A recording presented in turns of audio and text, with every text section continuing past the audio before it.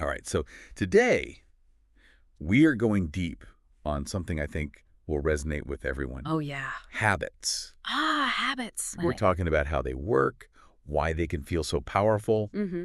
and I think most importantly for our listeners, how to make them work for us, Yeah. not against us. Yeah, for sure. So we'll be referencing this article, The Psychology of Habits, Yeah. understanding why we do what we do. Okay. And it's a really fascinating read Yeah, if you haven't already checked it out. for sure. I always think about like those super successful people, Right. the ones who just seem to like effortlessly crush their to-do lists and Yeah, achieve yeah. all these amazing things. I'm No. always like, what's the secret sauce? Right. What are they doing? Yeah. And it really often comes down to Yeah. having really solid habits that support their goals. Yeah.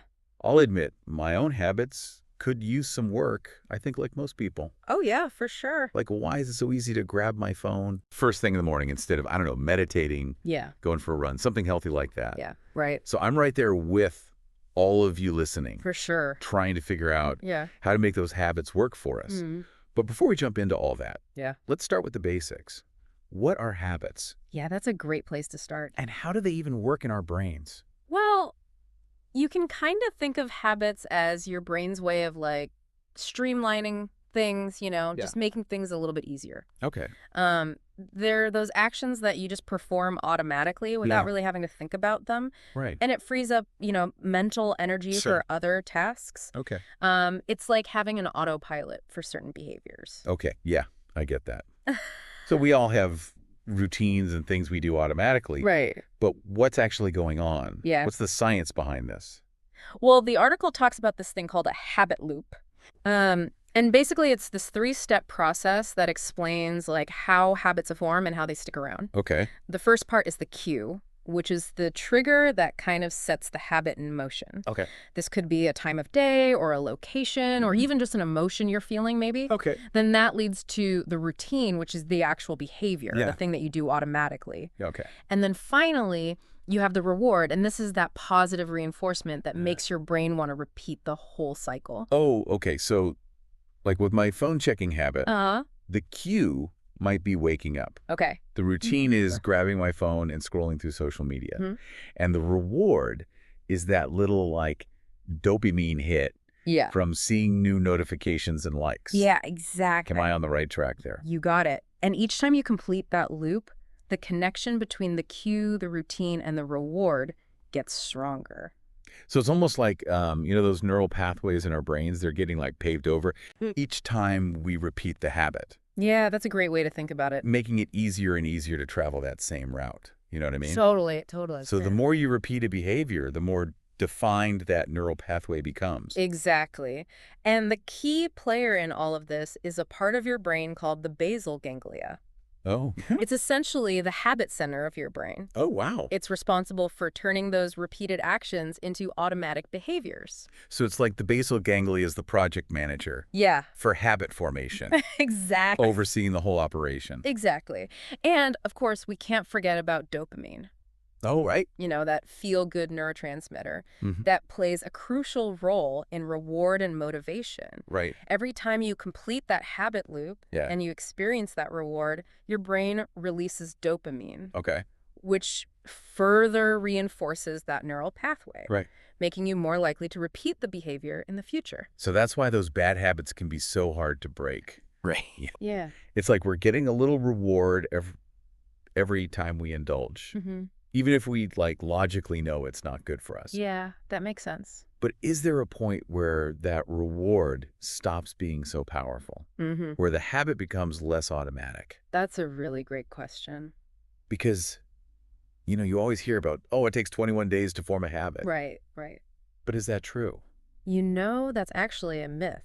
Is it? Research suggests it actually takes a lot longer, Oh, really? often around 66 days. Wow, okay. And it can really vary depending on the complexity of the habit and Yeah. your own individual factors as well. Okay, so there's no magic number. Yeah. It's more about just being consistent and Yeah. understanding that it takes time. Exactly, exactly. But what about kind of the flip side of that? Yeah, Like, why are some habits, even the ones we want to break, right. so stubborn? Well, those powerful cues we were talking about? Yeah. even after you've consciously decided to break a habit, Yeah. those triggers can still like hijack your brain, Yeah. pull you back into those old patterns. Yeah.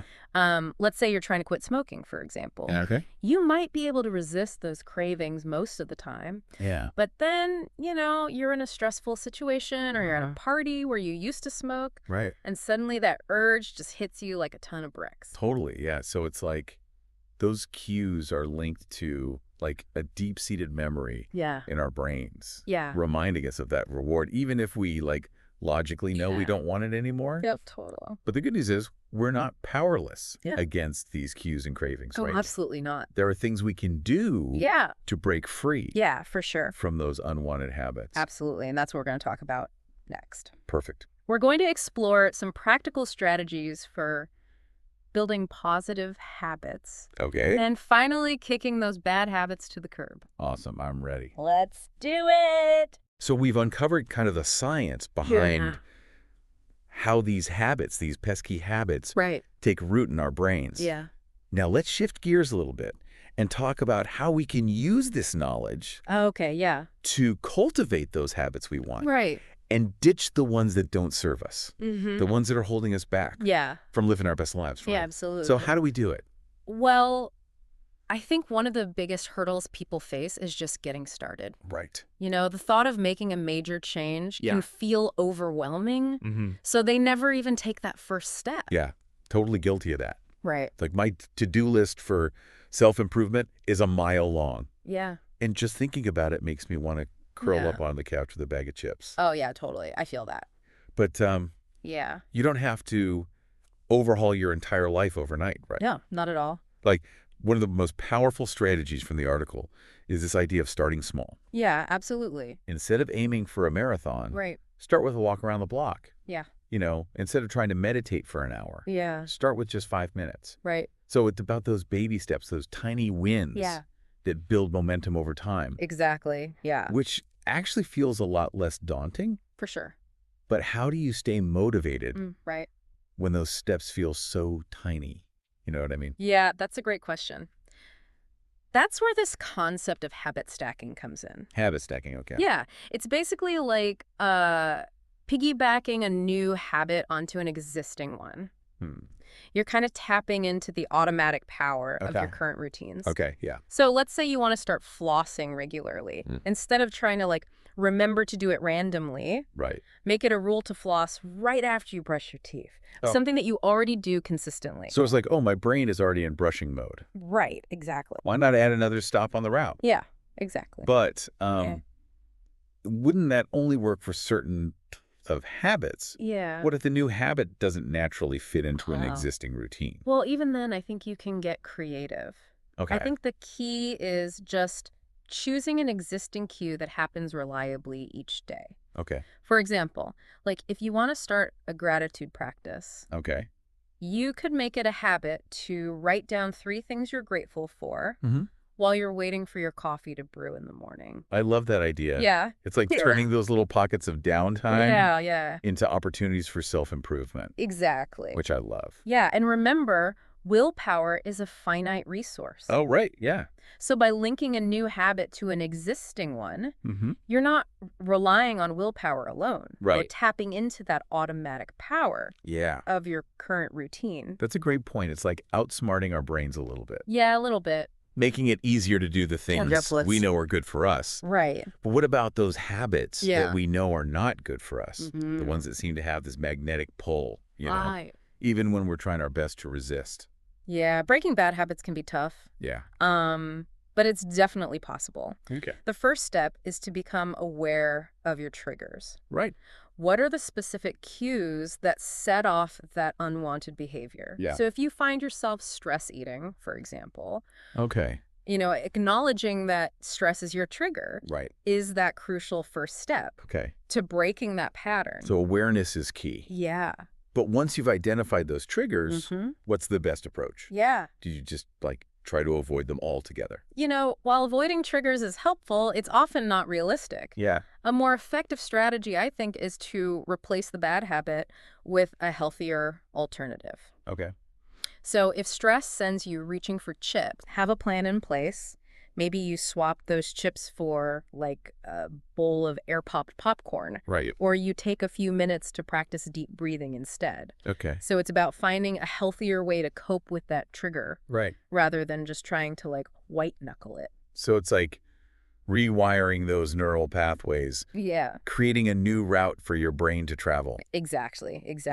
I like. You're essentially creating a new habit loop Okay. with a different, more desirable routine. I see. Okay. And I remember those visual cues we were talking about earlier. Yeah. I think those can be really helpful for breaking bad habits too. Okay. So think about your environment Okay.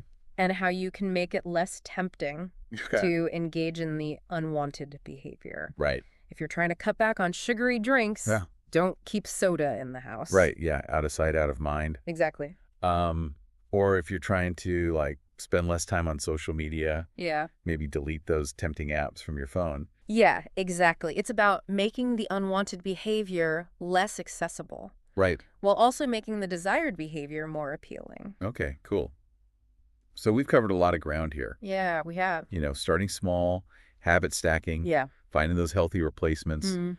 But let's be honest, sometimes it feels like even with the best strategies, Right. we're still just at the mercy of our willpower Yeah. or lack thereof, right? Totally. You've hit on a crucial point. Yeah? Willpower is, Yeah. it's fascinating and often misunderstood, I think. Yeah. It's not this unlimited resource we can just tap into whenever we want. Right. It actually works more like a muscle Okay. that gets fatigued with use. Okay. Yeah, that makes sense. Yeah. It explains why I'm way more likely to cave to that late night cookie craving Right. after a long, stressful day. Exactly. My willpower muscle is just worn out Yeah. from all the decisions and temptations I Yeah. faced all day long. Exactly. And that's why I think understanding how willpower works Mhm. is so crucial Yeah. for building and breaking habits. Right. And we'll dive into that topic Okay. right after this. Okay, so we've talked about how willpower isn't like this magical thing, Right. Yeah. We can just